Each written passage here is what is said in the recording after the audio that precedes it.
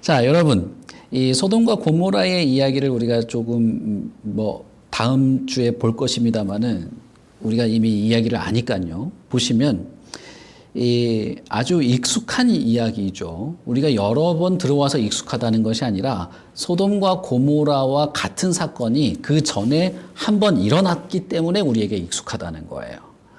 그럼 뭐겠습니까? 소돔과 고모라와 같은 사건이 그 전에 한 번 또 있었죠. 무엇이겠습니까? 어떤 사건이죠?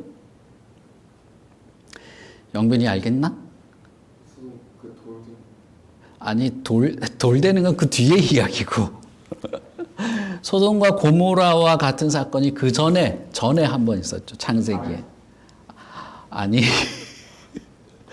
바벨탑 이후에.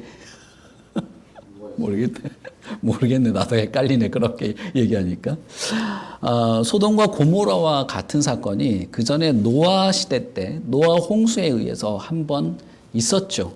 그래서 우리가 이것을 익숙하게 느껴지게 되는 것입니다. 그것은 무엇이냐 하면 세상에 이 거대한 악이 하나님이 보시기에 도저히 용납할 수 없는 모습으로까지 치닫게 되었고, 그것을 통해서 어떤 뭐랄까요, 세상에 어떤 거대한 파괴, 어떤 심판의 일이 있게 되고, 그러나 그런 파괴와 어떤 그 심판, 멸망의 순간 속에서도 한 가정, 어떤 의로운 어떤 한 사람, 혹은 어떤 그의 가족이 구원받는다고 하는 아주 익숙한 이야기가 펼쳐진다는 거예요. 그런 면에서 보면 소돔과 고모라의 이 이야기는 노아 홍수로 인해서 세상이 멸망하게 된 그 사건들을 떠올리게 됩니다. 그러나 또 차이가 있게 되는 것이죠.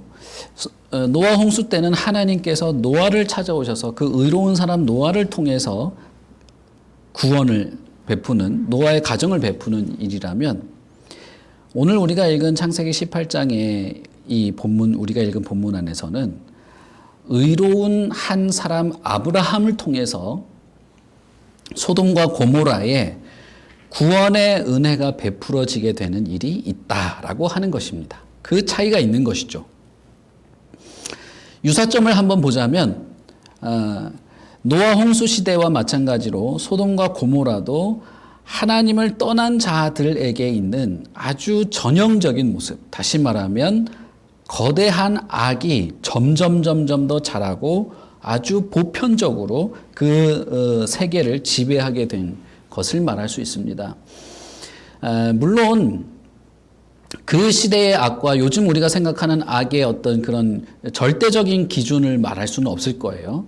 여기서 분명히 성경에서 말하고자 하는 것은 무엇이냐면, 우리 그 방송이 갑자기 꺼진 것 같은데? 되고 있나요? 여러분 잘 되고 있나요? 모르겠습니다.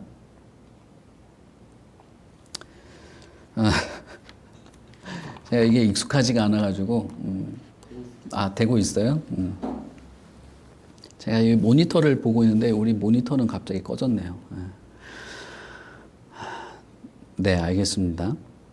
그래서 공통점을 보자면, 소돔과 고모라도 노아 시대의 세상과 마찬가지로 악이 절제 없이, 제한 없이 아주 심대한 악들이 이렇게 많아지고 있다라고 하는 것입니다.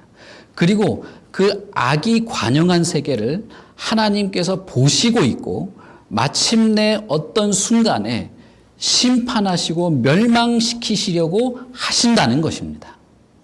이것이 공통점이라고 할 수 있고, 여러분 우리가 노아 홍수 때 드렸던 말씀 기억하십니까? 그때도 제가 말씀을 드렸었죠. 이 노아 홍수 이후에 하나님께서 무지개를 이렇게 하늘에 띄워 놓으시면서 그 무지개는 하나의 표식이 되고, 이렇게 세상을 멸망시킨 이 하나님의 어떤 공의로운 심판이 분명히 또 있게 될 것이다. 이 세계에 어떤 최종적인 심판이 있게 될 것이라고 하는 하나의 표식으로 무지개를 보여줬다라고 하는 건 여러분 기억나시죠? 그것처럼 이 소돔과 고모라의 이 상황은 이러한 세상을 향한 심판, 악으로 점철되어 가는 이 세계를 향한 심판이 분명히 있을 것이다 라고 하는 하나의 샘플로서 존재하는 것이 또 공통점이라고 할 수 있겠습니다. 노아 시대의 세상이 물로 완전히 멸망하게 된 것은 그것은 하나의 예고편입니다. 예고편이라고 말씀드렸죠. 그래서 그 무지개도 그 예고편을 잊지 말라고 하는 하나님의 표시였다 이렇게 말씀을 드렸죠. 예고편이에요. 앞으로 있게 될 심판에 대한 예고편인데 소돔과 고모라도 마찬가지입니다. 소돔이 멸망하게 되는 이 사건 또한 앞으로 있게 될 하나님의 공의로운 심판에 대한 예고편적인 성격으로 있게 되는 것입니다. 그래서 그것이 하나의 어떤 공통점이라고 할 수 있겠죠. 그러나 차이점이라고 한다면 아브라함이에요. 하나님과 약속을 맺은 아브라함과 아브라함의 후손을 통해서 하나님께서 새로운 인류를 구성하게 하려고 하는 계획이 있었고 그 새로운 인류로 구성된 그곳은 하나님의 나라가 된다고 말씀을 드렸죠. 이 노아 홍수와는 다른 것이 있는데 그것이 뭐냐면 아브라함이라는 존재입니다. 이 아브라함은 하나님의 심판의 계획을 알았습니다. 알고 나서 한 일이 무엇이냐 하면 이 세계를 향한 구원의 간구를 시작하게 되는 것이죠. 이것은 이 하나님의 백성의 한 단면을 보여주는 거예요. 하나님의 백성으로서 이 멸망당하고 하나님의 심판이 있게 될 세계를 향한 하나님의 백성이 어떠해야 하는지를 보여주는 것이에요. 쉽게 말하자면 나는 예수 믿고 나는 구원받을 거고 이것들은 다 불타 없어질 것들이고 다 멸망받을 것들, 다 지옥 갈 지옥 자식들 이런 생각을 하고 있지 않았다는 거예요. 아브라함은 마물의 상수리 숯불에서 살았습니다. 그리고 소돔과 고모라는 다른 평야 쪽에 있었어요. 아브라함은 산에 살았고 소돔과 고모라는 평야에 있죠. 그래서 평야에 무슨 일이 생기든 마물의 상수리 숲에는 아무 문제가 없죠. 그러나 아브라함은 다른 생각을 가지고 있었습니다. 멸망시키시려는 하나님의 공의로운 판단 앞에서 그 세계를 향하여 아브라함은 남 얘기처럼 생각하지 않고 어차피 하나님을 떠난 죄악이 판치는 저곳은 멸망당에 마땅한 것들이야 라고 생각하지 않고 그들을 향한 구원의 마음을 가지고 있었다는 거예요.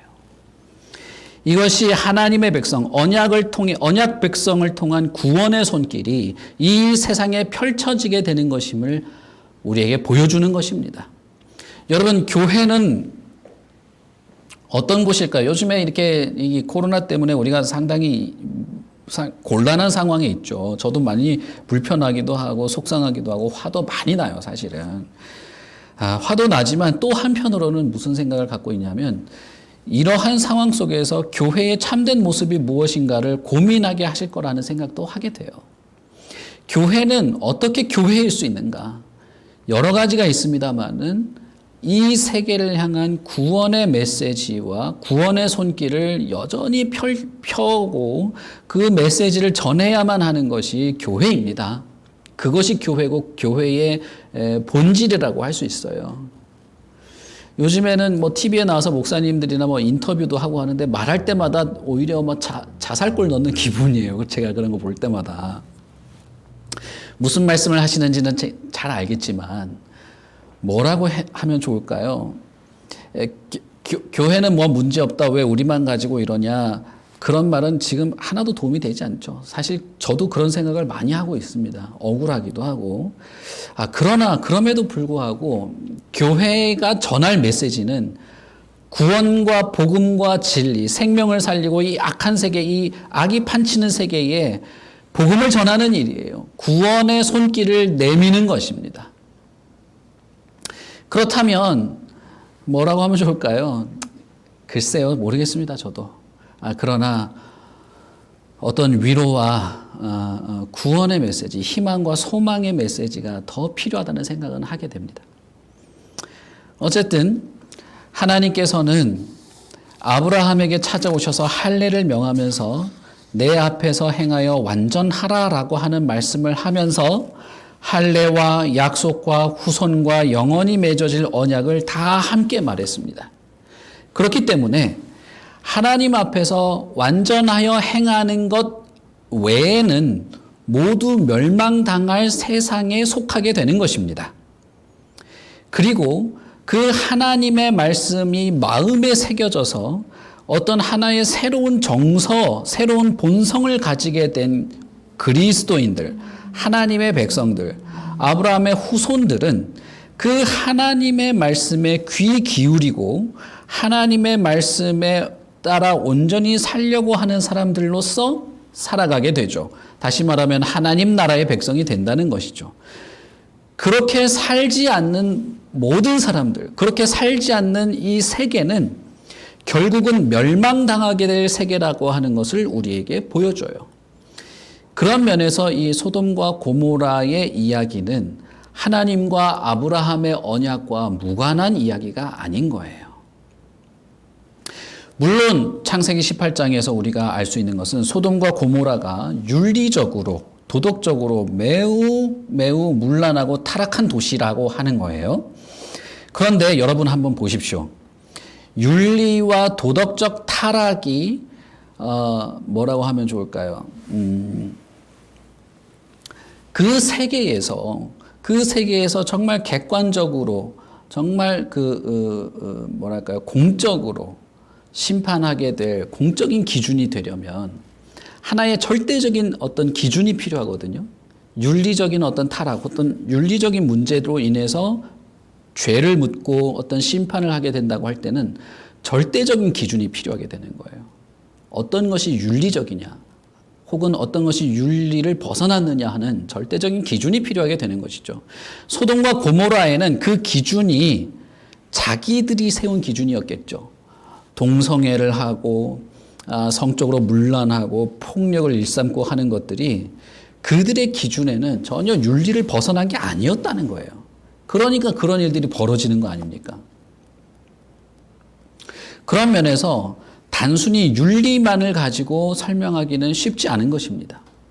절대적인 기준이 되는 하나님, 그리고 그 하나님이 선언하신 어떤 말씀, 하나님과 아브라함 사이에 있는 어떤 언약, 다시 말하면 하나님 앞에서 행하여 완전한 것, 온전한 일을 하고 완전한 삶을 살아가는 것이 절대적 기준이 되어야 되는 거예요. 이것을 좀 이해하고 납득하기가 좀 쉽지 않습니다만은 좀 우리가 여러 이야기와 혹은 좀 묵상이 필요한 내용이긴 합니다만은 소돔과 고모라를 멸망시키는 하나님의 행위는 사실상 하나님과 아브라함 사이에 맺었던 언약에 기초하고 근거하고 있다고 하는 거예요. 그런 면에서 하나님이 아브라함과 맺은 언약을 계속 반복하여 오는 이야기 중에 들어있는 아들에 대한 이야기가 18장에 이어서 소돔과 고모라의 이야기가 나오는 것입니다. 이걸 참 잘 설명할 수 있으면 좋겠는데요. 하나님께서 보시기에 소돔과 고모라가 얼마나 악한가라고 할 때 그 기준은 결국 하나님과 맺은 언약에 근거할 수밖에 없는 것입니다. 소돔과 고모라는 물론 하나님을 모르죠. 하나님과 맺은 언약이 없습니다. 그러나 그런 상황 속에서도 하나님이 말씀하시는 것은 하나님 앞에서 하나님이 만든 이 세계에 살면서 하나님 앞에서 온전히 행하라라고 하는 것입니다. 그리고 그것을 하나님의 백성인 아브라함과 아브라함의 후손이 이 세계에 선포해야만 하는 것입니다. 선포함으로써 이 세계는 절대적 윤리의 기준을 갖게 되는 것이에요. 그런 면에서 보면 이 세상에 교회가 있는 것은, 이 세계에 교회가 있는 것은 이 세계의 절대적 윤리의 기준으로서 존재하게 됩니다. 아브라함이 어떻게 사는가, 아브라함이 하나님을 어떻게 섬겼는가, 아브라함이 하나님의 약속을 어떻게 선포했고, 아브라함이 하나님의 약속을 어떻게 믿고 있고 하는 것들이 이 세계에 알려지는 것이죠. 멜기세덱처럼. 멜기세덱이 이 세상 가나안의 그 왕들 방백 앞에서 하나님의 약속에 대해서 선언하지 않습니까? 그것처럼 이런 책임감을 갖고 있게 되는 것인데 교회도 마찬가지다 이 말입니다. 교회가 그래서 하나님의 말씀과 진리를, 하나님의 사랑과 자비를 선언하는 것이야말로 이 세계를 향한 어떤 구원의 손길을 펼치는 것일 뿐 아니라 이 세계가 하나님 앞에서 어떠한 공의로운 심판을 받게 될 것인지에 대한 기준을 제시하는 것이 되기도 하는 것입니다. 그런 면에서 이 아브라함과 소돔과 고모라는 같은 단락 안에서 언급되고 있는 것이죠. 제가 잘 설명하고 있는지 모르겠습니다. 여러분 이게 잘 이해가 되십니까? 특히 이 예레미야 6장 10절에 보시면 예레미야 6장 10절에 이렇게 말합니다. 하나님께서 내가 누구에게 말하여 누구에게 경책하여 누구 듣게 할꼬 보라 그 귀가 할례를 받지 못하였으므로 듣지 못하는도다. 보라 여호와의 말씀을 그들이 자신들에게 욕으로 여기고 이를 즐겨 듣지 아니하니 이렇게 말하죠. 예레미야 6장 10절에 보면 하나님의 말씀을 잘 듣지 않고 듣지도 않으면서 하나님의 말씀을 없인 여기는 것들을 할례 받지 못한 자들 이렇게 말해버리는 것이죠. 그들의 귀가 할례를 받지 못했다 이렇게 말하죠. 결국 하나님의 말씀과 하나님의 진리, 하나님의 이 어떤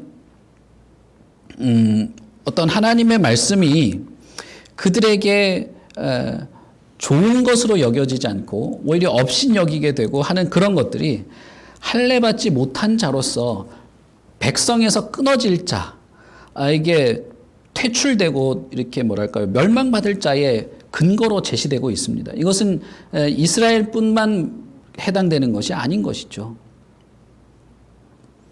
그런 면에서 소돔과 고모라는 심판받을 도시가 되는 것이고 그래서 아브라함이 하나님 앞에서 이렇게 간구하는 내용 속에는 이 세계를 향한 언약 백성의 책임과 어떤 언약 백성의 마음가짐이 드러나 있는 것입니다. 여러분들 각자도 지금 가정에 있지만 여러분들 각자가 그 자리에서 하나님의 백성이고 하나님의 교회인 것입니다. 제가 이렇게 잘나서 말씀드리는 것이 아니라 저도 그렇게 살아야 되고 살기를 원하기 때문에 말씀드리는 거예요.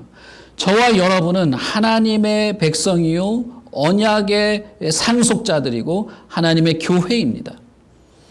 그래서 이 세계를 향한 구원의 손길, 구원의 간구와 기도를 해야 하는 것이고 하나님의 말씀과 진리들을 밝히 드러내야 하는 것이고 그것이 이 세계를 밝혀야 합니다.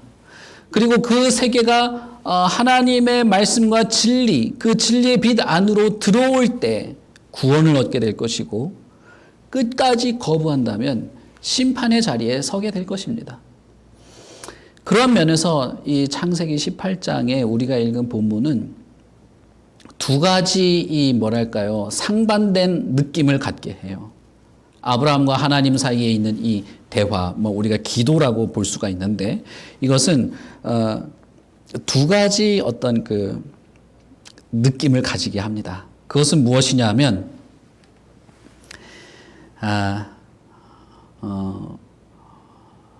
하나님께서 구원을 말씀하시는 것 같지만 심판을 말하고 있다는 것입니다. 이거 어떻게 말씀드리면 좋을까요? 구원을 말씀하시죠. 구원을 말씀합니다. 그러나 한편으로는 심판이 거기에 있는 것입니다. 제가 창세기 에덴 동산 설명하면서부터 익숙하게 말씀을 드렸었죠. 하나님은 에덴 동산에서부터 아담과 언약을 맺으실 때 그 언약 안에는 참으로 은혜롭고 영광스러운 영생의 약속이 있었지만 그러나 그와 동시에 뭡니까? 죽음, 멸망에 대한 약속도 함께 있었죠. 그래서 상과 벌이 함께 있었다. 그렇게 말씀을 드렸죠.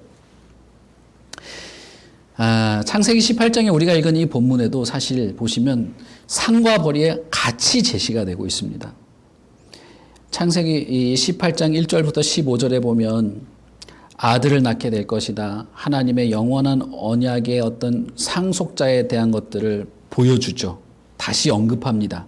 그래서 하나님과 하나님 백성 사이에 맺어질 영원한 언약을 다시 말하면서 그 언약에 근거한 어떤 일들, 결국에는 이 심판이 지금은 있게 될 것인데 그 언약에 근거한 어떤 일들 속에서 구원과 심판을 동시에 말씀하시고 있는 것이죠. 압달락에서 하나님은 사라가 아들을 낳게 될 것이다 라고 말하죠.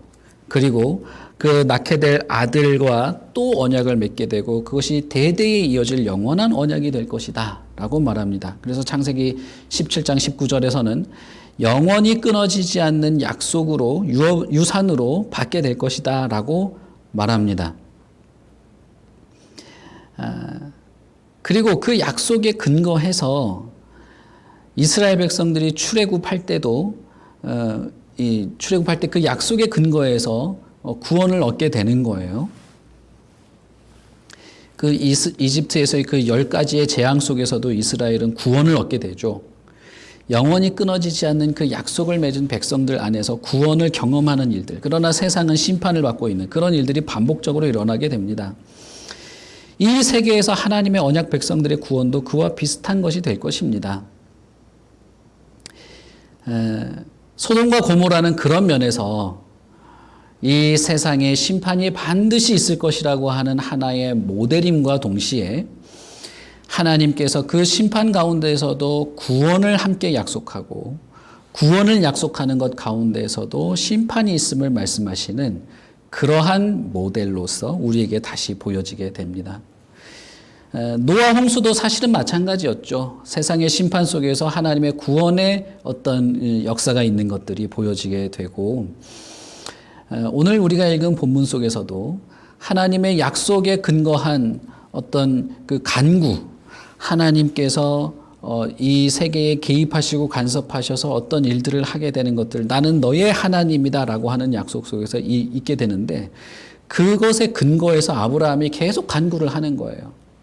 50명이라면, 45명이라면, 30명, 20명 이렇게 줄잖아요. 나중에 10명까지 줄잖아요. 이건 뭐 아브라함이 협상의 대가다 뭐 이런 말들을 하는 분도 있는데 이게 하나도 중요한 게 아닙니다. 그런 것들은.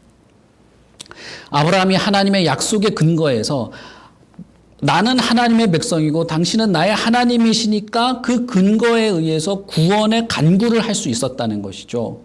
그 구원의 간구가 오히려 세상을 향한 것이었고 하나님은 그 간구에 응답하셔서 구원을 약속하십니다. 그러나 그 구원의 약속 속에서 여전히 심판이 공존하고 있는 그것이 되는 것입니다. 그런 면에서 보시면 이 소돔과 고모라가 우리가 이 두 가지를 알 수 있다는 거예요. 하나님의 약속에 근거한 구원이냐, 그 약속에서 벗어나서 멸망과 심판이냐라고 하는 것이죠.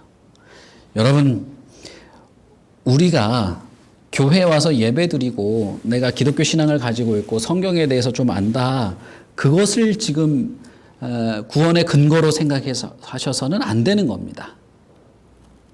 구원의 근거는 나와 하나님 사이에 있는 질적인 관계, 질적인 변화된 관계, 그리고 그 관계 안에서 확신하게 되는 하나님의 구원이 우리의 구원의 근거예요. 쉽게 말씀드리자면 하나님이 나를 구원하신다고 하는 약속이 내 구원의 근거다 이 말입니다. 우리는 그 약속을 믿는 것입니다. 소돔과 고모라는 신약 성경에 몇 번에 걸쳐서 언급되는데 다 어떤 걸로 언급되느냐 하면 이 세상의 최종적인 멸망에 어떤 관련되어서 언급돼요. 예수님도 소돔과 고모라를 언급하신 적이 있습니다. 그건 뭐냐면 마태복음 10장 15절에 내가 진실로 너희에게 이르노니 심판날에 소돔과 고모라 땅이 그 성보다 견디기 쉬우리라 이렇게 말씀하십니다. 예수님이 마태복음에서 제자들을 이렇게 마을로 보내면서 하나님 나라의 복음을 전해라 라고 했는데 거기에 하나의 단서를 단 거예요. 그게 뭐냐면 너희들이 하나님 나라의 복음을 전할 때 그 말씀을 귀담아 듣지 않는 사람, 그 말씀을 이렇게 거부하는 사람들은 심판을 받게 될 것인데 소돔과 고모라가 더 쉬웠을 것이다 이렇게 말씀하는 거예요. 그러니까 소돔과 고모라를 뭐에 빗대서 말하느냐 하면 최종적인 심판의 어떤 하나의 예시로, 하나의 그 예고편 성격으로 언급하고 있는 것이죠. 하나님 나라의 복음을 전하도록 하면서 예수님도 심판을 동시에 언급하십니다. 하나님 나라의 복음을 듣고 그 복음 안으로 들어오는 자는 구원이 있을 것이야. 그러나 그 복음을 거절하는 자는 소돔과 고모라가 오히려 쉬웠을 거라고 생각되는 그런 일이 있을 것이다. 사실은 소돔과 고모라와 똑같은 일이 있게 될 것이다 라고 하는 말이 되는 것이죠. 저는 오늘 이 말씀을 하고 싶습니다. 아브라함에게 하나님께서 찾아오셔서 약속을 다시 말씀하시고 그리고 나서 소돔과 고모라를 언급하면서 심판을 언급하실 때 아브라함은 곧바로 하나님 앞에 나아가서 구원의 간구를 하기 시작했습니다. 그리고 우리가 잘 알듯이 소돔과 고모라는 완전히 멸망당해요. 그리고 그 멸망당한 소돔과 고모라 도시는 하나님이 최종적으로 하실 심판의 하나의 모델처럼 여겨질 정도로 완전한 멸망을 당하게 됩니다. 우리는 그 둘 사이에서 하나를 선택해야만 합니다. 하나님의 약속의 상속자가 되어서 구원을 바라볼 것인가, 아니면 그것을 하찮게 여기고 내 마음과 내 뜻대로 살아가기를 원할 것인가 라고 하는 것입니다. 만약에 저와 여러분이 하나님의 약속에 근거하여서 구원을 바라보며 그것을 기다리며 살아가기를 원하신다면 이 약속을 유업으로 상속받은 자로서 확신하고 그에 마땅한 삶을 살아가시면 되는 것입니다. 만약에 그렇지 않고 하나님의 약속도 하찮고 그것도 믿을 수 없고 그것이 나에게 무슨 유익이 있겠냐 싶어서 하나님의 약속에 대해서 별다른 관심이 없고 그것을 그냥 나는 별로라고 생각하는데 라고 하신다면 그냥 여러분들이 그저 익숙하신 대로 그냥 나만을 위한 삶을 살아가시면 되는 것입니다. 나만을 위한 삶을 살든 내 가족만을 위한 삶을 살든 그저 하나님과 무관한 삶을 그냥 익숙하게 사시면 되는 것이에요. 그러나 분명히 드릴 수 있는 것은 성경에 이미 수천 년 전에 예고편으로 보여준 이 사건을 예수님이 언급하시면서 마지막 심판 때는 그 성이 생각나게 될 것이다. 소돔과 고모라가 더 쉬웠을 거라는 생각을 하게 될 것이다 라고 하는 그 일이 분명히 있을 거라는 겁니다.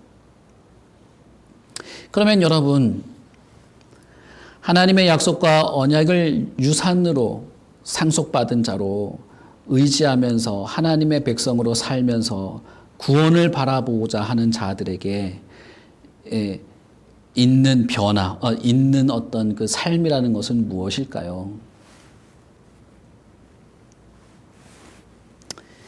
제가 지난주에 말씀드렸던 것처럼 아브라함의 믿음의 자취를 쫓아서 하나님의 백성으로 살기를 원하는 자들, 그리고 그렇게 하나님께서 나를 온전히 변화시켜 주기를 바라는 자들에게는 본질적인 인격적 변화가 일어납니다. 그리고 그것은 어떤 하나의 정서요 본능처럼 여겨지게 돼요. 그래서 어떠한 삶의 특징을 가집니다. 생각과 마음의 변화뿐 아니라 어떤 삶의 특징적인 변화를 가져오게 되는 거예요.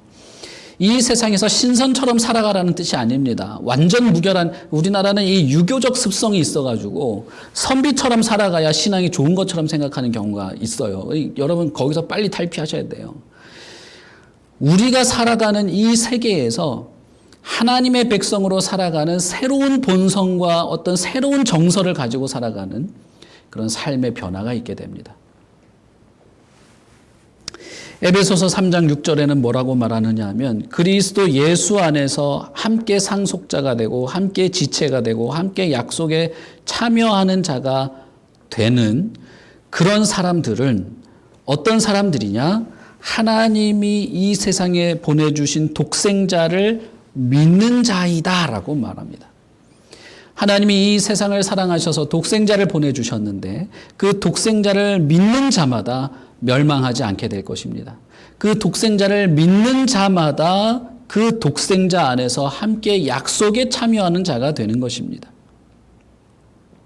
그리고 그 약속에 참여한 자는 어떠한 삶의 모습의 변화가 있느냐 하면 디모데후서 4장 1절에 보시면 하나님 앞과 살아있는 자와 죽은 자를 심판하실 예수 그리스도 앞에서 너희에게 엄히 명하노니 너는 말씀을 전파하라. 때를 얻든지 못든지 항상 힘써라. 범사에 오래 참음과 가르침으로 경책하며 경계하며 권하라 라고 말합니다.